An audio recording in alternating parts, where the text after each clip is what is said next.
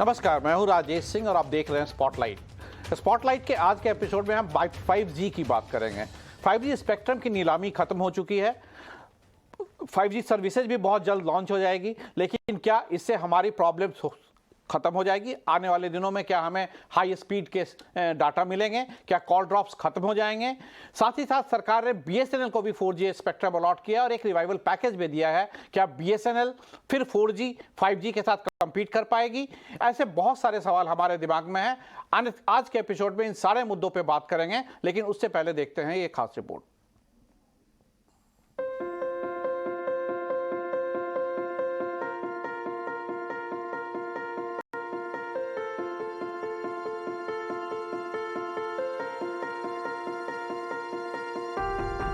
Mobile phone और internet रोजमर्रा की जिंदगी में इन दोनों के बिना अब कोई भी काम करना लगभग नामुमकिन सा लगता है, जिसकी बड़ी वजह है इंटरनेट और बढ़ती निर्भरता।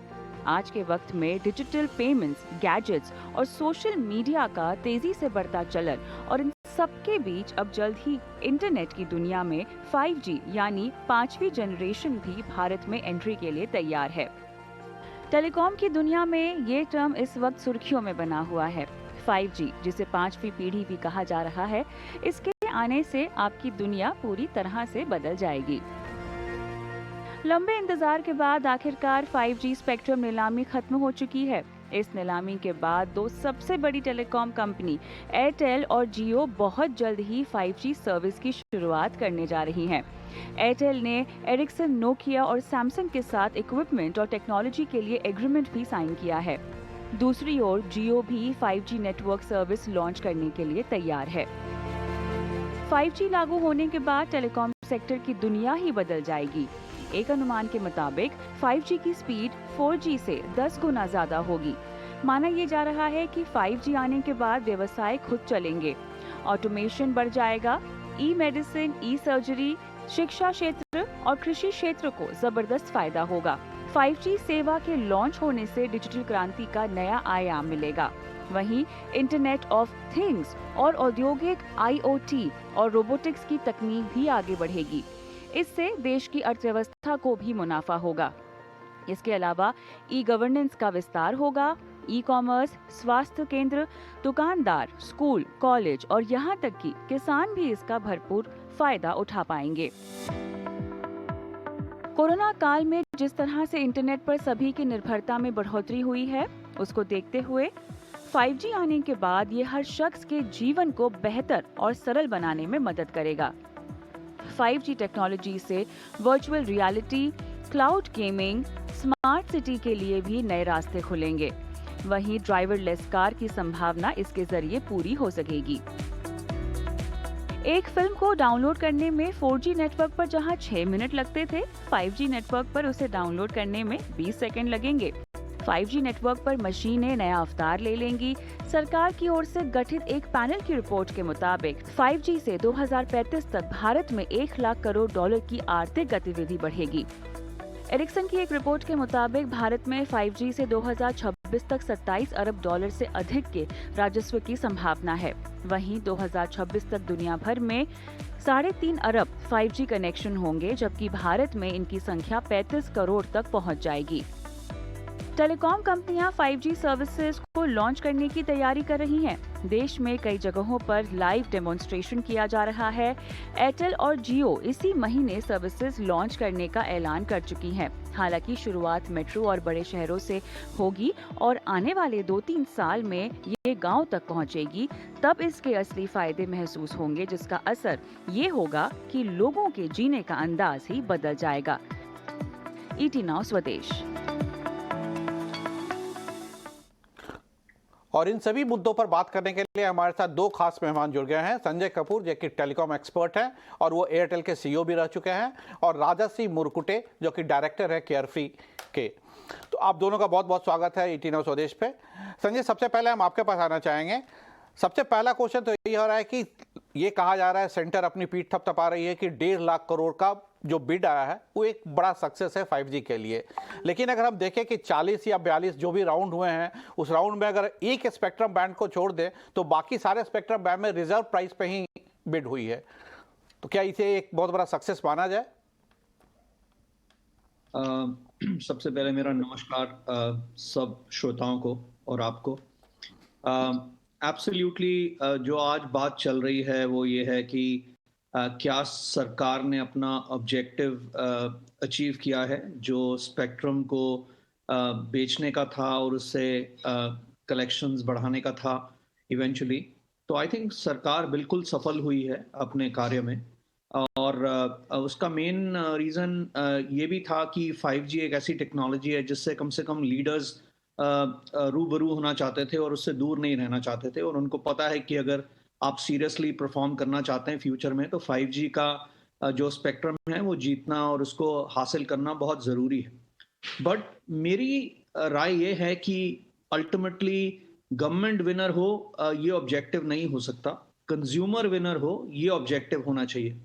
और कंज्यूमर विनर तभी हो सकता है जब ये जो टेक्नोलॉजी है ये रोल आउट हो इस तरीके से कि कंज्यूमर का जो एक्सपीरियंस है वो बढ़े, लेकिन उसके लिए कंज्यूमर को हायर प्राइस देनी पड़ेगी। इसमें जो ऑपरेटर हैं वो भी विनर रहें और जो उनका इकोसिस्टम है, चाहे वो स्टोरेज का है, चाहे वो सिक्योरिटी का है, चाहे वो डिवाइसेस का है और चाहे वो डिजिटल सर्विसेज और कंटेंट का है, उस इकोसिस्टम का भी विन करना बहुत ज़रूरी है। तभी ये सर्विसेज सस्टेनेबल हो सकती हैं और इनमें इन्वेस्टमेंट हो सकती है। आपने इस 1.5 लाख करोड़ के ऑक्शन के बाद ऑलरेडी सुन लिया है, हमारे मंत्री जी खुद ही कह रहे हैं कि 3 लाख करोड़ और लगेंगे जिसमें इंफ्रास्ट्रक्चर रोल आउट होगा और तब जाके ये जो सुविधाएं हैं ये सबको उपलब्ध होंगी।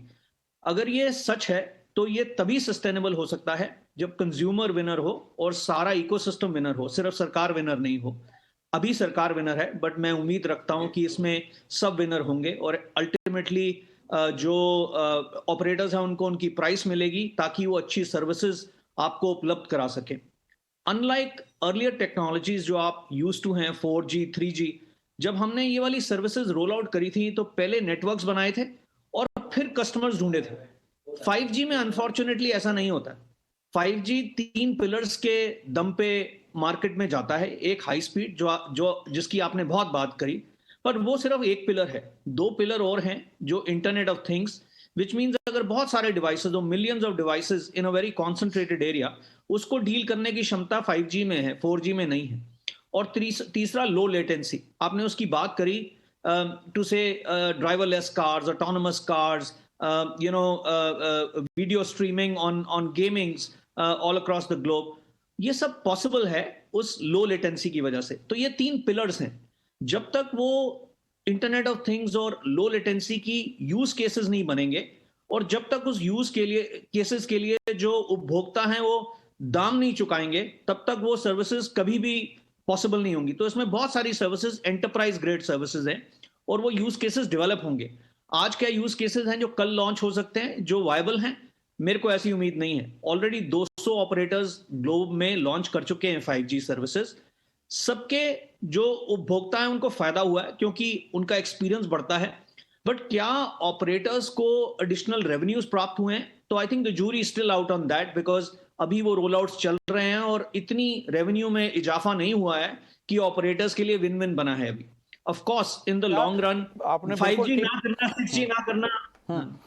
आपने ठीक कहा। हम आपके बात को आगे बढ़ाते हुए राजश्री जी आपके पास आना चाहेंगे। जैसा कि संजय कपूर ने कहा कि करीब 2 लाख करोड़ या 3 लाख करोड़ का और इन्वेस्टमेंट करना होगा टेलीकॉम ऑपरेटर्स को इस सर्विसेज को सक्सेसफुल बनाने के लिए। क्या इतना पैसा है मार्केट में? हमारे जो ऑपरेटर्स हैं, अगर आप देखिए ऑक्शन को, तो एक तरह से हम ड्यूओपोली की तरफ चले गए हैं। 60% जो भी स्पेक्ट्रम अलॉट हुए हैं वो जियो ने लिए हैं, तकरीबन 35% एयरटेल ने लिए हैं और बाकी 5-7% में वोडाफोन और अडानी दोनों हैं। ऐसे में क्या आपको लगता है कि इतना इन्वेस्टमेंट इस सेक्टर में आएगा, खासकर ये देखते हुए कि इंडिया एक बहुत ही प्राइस सेंसिटिव मार्केट है? धन्यवाद आप सबको।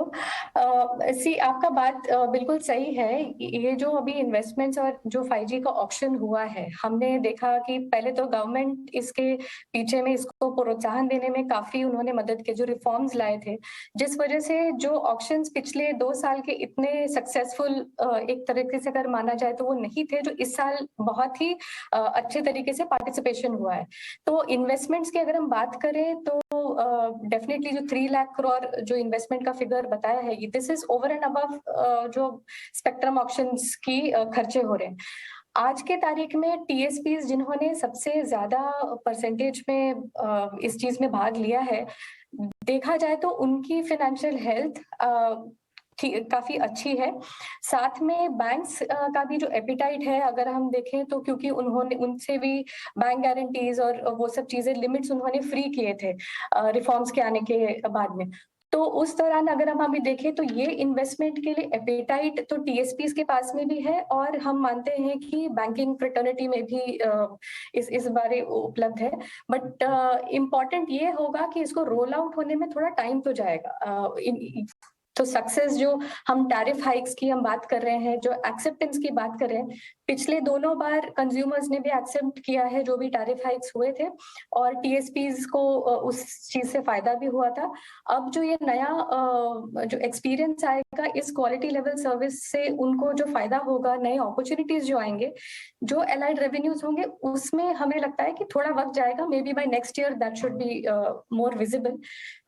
तो to coming back to your point, investment to my mind challenge नहीं रहेगा आज के तारीख में, क्योंकि 87% ऑफ जो भी स्पेक्ट्रम ऑक्शंस हुए हैं वो first to Jio and Airtel ने जो दिए हैं, उनके बैलेंस शीट स्ट्रेंथ में कोई कंसर्न्स नहीं है as of now. And otherwise ये भी आल्सो किया है कि जो स्पेक्ट्रम का जो फी देना होगा इनको, ये over a period of 20 years देना होगा, एक बार में 1.5 लाख करोड़ नहीं देना है। और हमारे साथ आर.के. उपाध्याय जो कि फॉर्मर बीएसएनएल के चेयरमैन है, वो भी जुड़ गए हैं। उपाध्याय साहब, हम आपके पास आना चाहेंगे। इन सब के बीच में सरकार ने कुछ ही दिन पहले बीएसएनएल के लिए भी करीब 1.5 लाख करोड़, 1.64 लाख करोड़ का एक रिवाइवल पैकेज दिया है। बीएसएनएल अभी तक 4G सर्विसेज भी नहीं लॉन्च कर पाई है। तो इन सब के बीच में बीएसएनएल को आप कहां देखते हैं? क्या वो सरवाइव कर पाएगा इन 5G, माने एयरटेल, जियो और वोडाफोन के साथ बीएसएनएल का रोल क्या होगा टेलीकॉम सेक्टर में?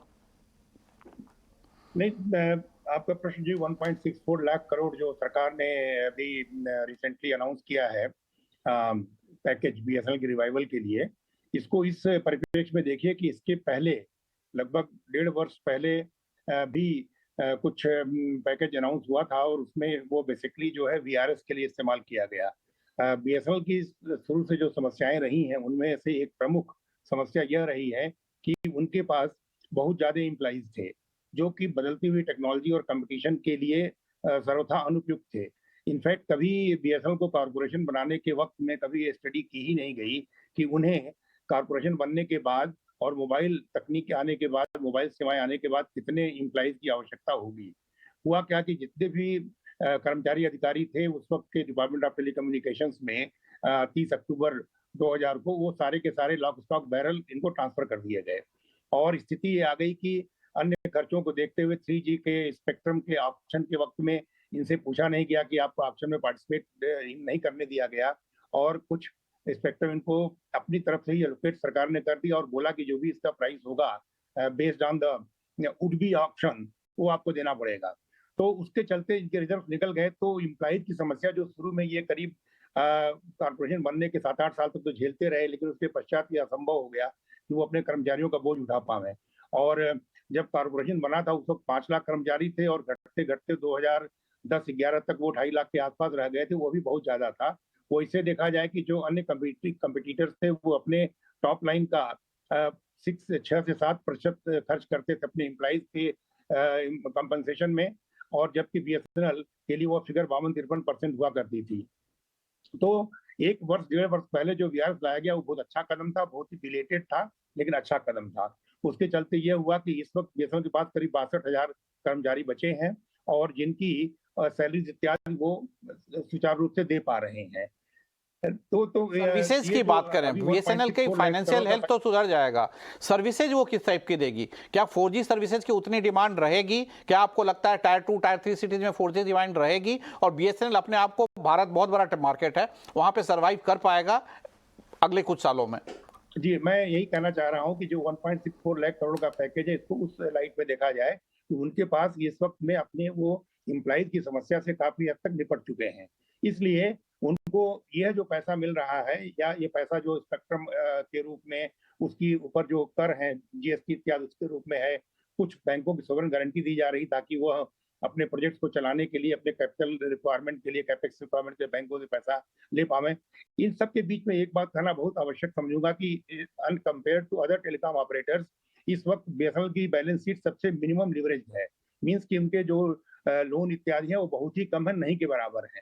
तो हमें तो पूरा विश्वास है कि यदि इस पर्टिकुलर बेल आउट पैकेज को अच्छी तरह से प्रयोग किया जाएगा, एफिशिएंटली प्रयोग किया जाएगा, तो बीएसएनएल सर्वाइव कर पाएगा। और सबसे बड़ी बात यह कि बीएसएनएल का सर्वाइव करना अत्यावश्यक है भी।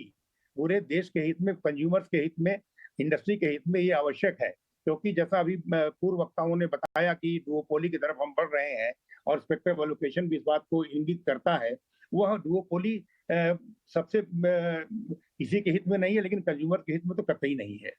कहा आई बात की 4G सर्विसेज की, यस 4G सर्विसेज वो बहुत ही देर से लॉन्च कर रहे हैं, इसलिए यह प्रश्न उत्पन्न होना स्वाभाविक है कि जब अन्य ऑपरेटर्स 5G की बात कर रहे हैं, 5G का स्पेक्ट्रम ऑप्शन भी हो चुका है और तैयारी की जा रही सर्विसेज को लॉन्च करने की with in same year, same calendar year, if not financial year, same calendar year में लॉन्च करने की बात की जा रही है, उसमें 4G लॉन्च करना कहाँ तक तर्कसंगत होगा, यह प्रश्न उठना स्वाभाविक है। किंतु यदि देखा जाए तो बीएसएनएल के जो अभी भी जो बचे हुए कंज्यूमर्स हैं, जो उनका बचा हुआ मार्केट शेयर है 7-8% का, उसमें जिस तरह के कंज्यूमर्स हैं वह अभी सब उनको 4G में माइग्रेट करना बाकी है। तो यदि 4G सेवाएं, जैसा कि लोग कहते हैं कि आने वाले अगस्त के महीने में वो लॉन्च करेंगे और तब से प्रोग्रेसिवली सिटीज को बढ़ाते जाएंगे, तो 4G के लिए मार्केट उनकी रहेगी। और इस सब के बीच बिल्कुल में आप ठीक कह रहे हैं कि 4G की भारत में करीब 100 करोड़ से ज्यादा सब्सक्राइबर हैं, तो 4G की मार्केट रहेगी। संजय, हम आपके पास आना चाहेंगे। जो बात बीएसएनएल के उपाध्याय जी बता रहे हैं, क्या आप उससे सहमत हैं कि बीएसएनएल एक कंपटीशन दे पाएगा? क्योंकि अगर आप देखिए कि जो ऑक्शन हुआ है 5G का, इसमें सिर्फ 2 ही प्लेयर उभर के आए हैं, वोडाफोन भी बहुत छोटा प्लेयर रह गया है। तो ये कहा जा रहा है कि हम फिर से एक बार डुओपोली की तरफ जा रहे हैं। 2010 में 11 में जो 10-11 प्लेयर भारत जैसे मार्केट में हो गए थे, फिर हम 2 प्लेयर में आ गए हैं। क्या आपको लगता है बीएसएनएल एमटीएनएल मिलके एक कंपटीशन दे पाएगा और कंज्यूमर्स को फेयर प्राइस शायद बीएसएनएल और एमटीएनएल के चलते मिले? साहब 2-3 बात यहाँ पे मैं रखूंगा। सबसे पहले 5G के आने से 4G खत्म होने वाला नहीं है। 4G और 5G टैंडम में चलेंगे। Completely 5G network, stand alone 5G network बनाना इतना आसान काम नहीं है। उसमें बहुत सारे साल लगेंगे, बहुत सारी इन्वेस्टमेंट लगेगी। ये कोई 3 लाख करोड़ नहीं, उससे बहुत ज्यादा लगेगा। आपको मैं चाइना का एग्जाम्पल देता हूँ। चाइना में आज 1 मिलियन साइट्स हैं 5G की, और वो उसको ट्रिपल करना चाहते हैं अगले 3 साल में, राइट। इंडिया में लगभग हर ऑपरेटर, इवन लीडिंग ऑपरेटर्स के पास 2,50,000 2,60,000 साइट्स हैं। अगर आपको चप्पे चप्पे पे 5G की कवरेज देनी है, लो लेटेंसी की एप्लीकेशन देनी है, तो इसका मतलब कहीं डार्क स्पॉट्स नहीं होने चाहिए। और उसको करने के लिए आपको अपने टावर्स कई गुना बढ़ाने पड़ेंगे। उसका बहुत भारी खर्चा है, both capital and recurring expenditure. So 4G और 5G दोनों टैंडम में चलेंगे। अब आई बीएसएनएल की बात। बीएसएनएल की बैलेंस शीट की बात नहीं है, आपको ये डायनेमिक्स इस बिजनेस के देखने हैं। इस बिजनेस के डायनेमिक्स ऐसे हैं कि इसमें डिसीजन मेकिंग बड़ी फास्ट होनी चाहिए। इसमें कंज्यूमर सर्विस और कंज्यूमर एक्सपीरियंस पे बहुत ध्यान देना चाहिए। टेक्नोलॉजी सबको एक जैसी मिलती है, लेकिन execution differs, makes a difference between the people who are winners and people who also rank. तो अगर उस लिहाज से आप देखते हैं तो दुनिया में ऐसा कोई केस आपको नहीं मिलेगा जहां डिस्टेंट फोर्थ ऑपरेटर एक टेक्नोलॉजी को लॉन्च करके सबसे बाद कंपैरेटिव हो पाया है किसी और से। तो इसका कोई, मैं ये नहीं बोलता BSNL can't be an exception to that, but odds उनके अगेंस्ट है, बहुत हेविली उनके अगेंस्ट है। जैसे वो टेक्नोलॉजी सेलेक्ट करते हैं, जितना उनके प्रोसेसेस में टाइम लेता है, उनके हाथ बंधे हुए हैं। वैसे बंधे हुए हाथ से अगर आप उनको पैसा भी दे देंगे, तो जो अजाइल ऑपरेटर्स हैं, जियो और एयरटेल जैसे, उनके बराबर आने इतना आसान काम नहीं है।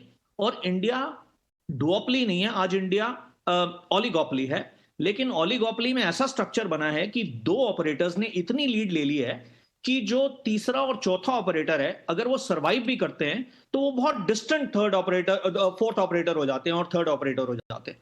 तो उसमें स्ट्रक्चर चाहे पेपर पे ओलिगोपली है, but functionally it is a duopoly, and I don't think that is getting reversed in a हरी।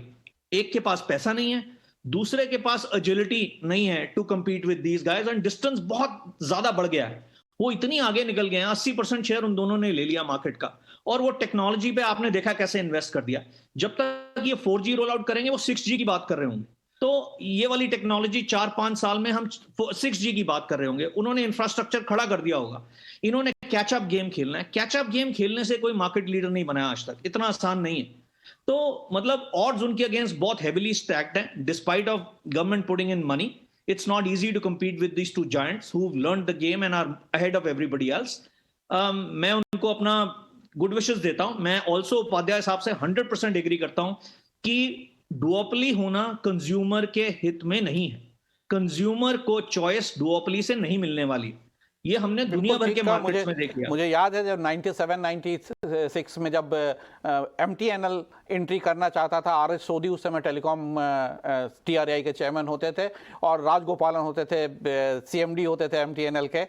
बहुत मुश्किल हुई, शायद वो एंट्री नहीं कर पाया। शायद अगर MTNL उस समय एंटर करता मार्केट में तो आज MTNL की अच्छी पोजीशन होती, पर वो नहीं कर पाया। चलिए अब हम दूसरी तरफ मूव करते हैं। राजश्री जी आपके पास आना चाहेंगे। टेलीकॉम ऑपरेटर्स का एक ये कहना है कि भारत में टेलीकॉम सेक्टर हेविली टैक्स है, चाहे वो स्पेक्ट्रम यूजेज चार्जेस की बात करें, स्पेक्ट्रम के लिए हाई फी की बात करें, USO फंड में पैसा दे रहे हैं, वो अदर इस तरह के बहुत सारे चार्जेस हैं। क्या आपको लगता है वहां उन्हें कुछ रिलीफ देने की जरूरत है ताकि कंज्यूमर्स को कम टैरिफ पे या कॉम्पिटिटिव टैरिफ पे सर्विसेज मिल सके? देखिए, अभी जो रिसेंटली रिफॉर्म्स गवर्नमेंट ने इंट्रोड्यूस किए थे उसके दौरान उन्होंने कुछ रिलैक्सेशंस और रिलीफ तो दिए ही थे in terms of spectrum usage charges जो उन्होंने नलिफाई किए वगैरह। पर हमें ये देखना है कि अभी जिस तरीके का 5G में इन्वेस्टमेंट इन्हों करना है, तो क्या हम सब्सिडाइज्ड रेट्स या फिर टैरिफ में अगर इंक्रीज नहीं होगी तो क्या वो जो भी इन्वेस्टमेंट है वो रिकवर कर पाएंगे? तो इसका शायद जवाब लगता है कि मुश्किल है कि वो बगैर टैरिफ इंक्रीज के वो सर्वाइव कर पाएंगे। तो हमें अभी ये देखना है कि जो भी सब्सक्राइबर्स एक तो हर एक ऑपरेटर के पास में है वो उनको रिटेन करें, ग्रो करें या ना करें, पहले तो उनको रिटेन करना बहुत आवश्यक है। और जिसके वजह से वो अगर रिटेन हो जाते हैं तो उनसे ही आप अच्छे सर्विस देकर जो 5G के अंडर में है, 4G के अंडर में है, आप उनके आरपूज टैरिफ हाइस बढ़ा के आरपूज भी इंक्रीज कर सकते हैं।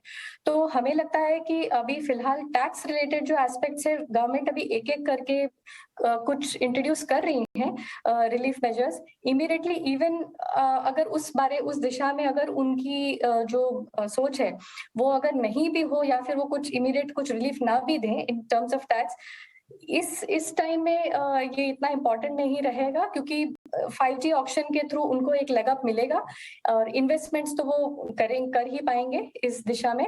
और इसी दौरान मार्केट शेयर और सर्विस क्वालिटी इंप्रूव होते ही आगे चलकर गवर्नमेंट और एम्पैथाइज करने लगेगी, क्योंकि उनको भी देखना है कि ये सेक्टर में अभी सक्सेस बहुत जरूरी है, डिजिटाइजेशन को हम अवॉइड भी नहीं कर सकते। तो टेलीकॉम प्लेयर्स अभी वो एक ऑप्शन नहीं रह गया है, वो एक नेसेसिटी बन गया है।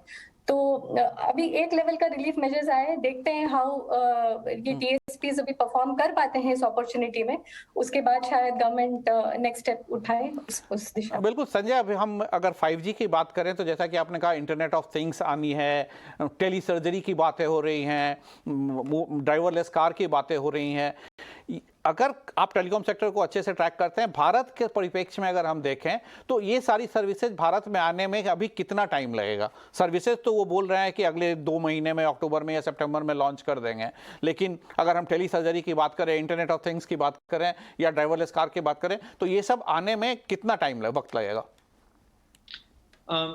देखिए साहब, जो टाइम है that can be squeezed by accelerating the investments and building an infrastructure. It can be squeezed. But कुछ ऐसी सर्विसेज हैं जिसमें जो कंट्री का कल्चर है, जो कंट्री के प्रोसेसेस हैं, उनको चेंज करना पड़ेगा। फॉर एग्जांपल, आप ड्राइवरलेस कार्स और ऑटोनोमस कार्स करते हैं।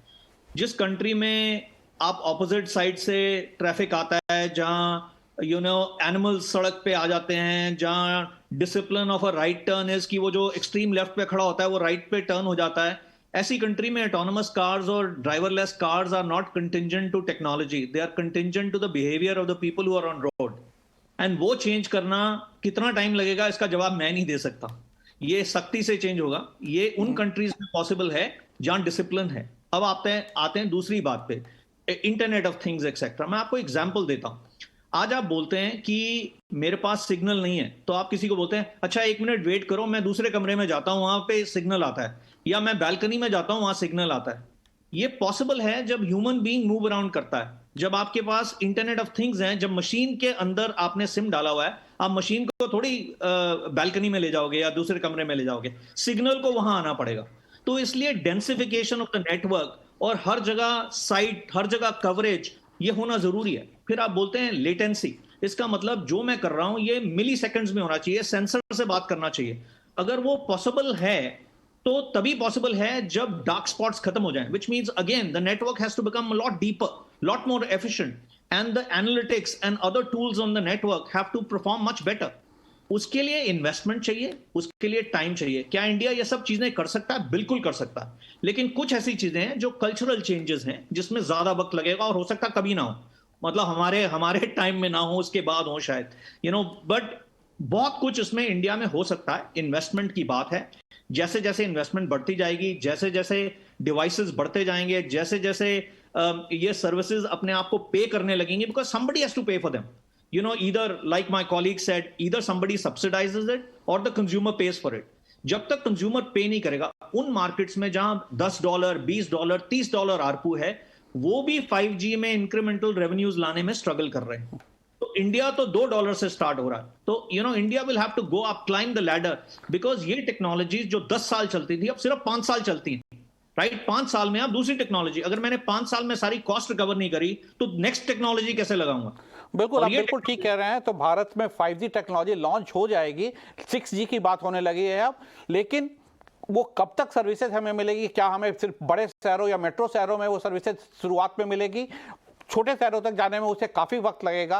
और इन सभी डिस्कशन से हमें यही समझ में आया है कि टैरिफ बढ़ना तय है, कंज्यूमर को ज़्यादा पैसे देने होंगे, लेकिन सर्विसेज अच्छे मिलेंगे, कॉल ड्रॉप की समस्याएं खत्म होंगी, डाटा स्पीड बढ़ेगा।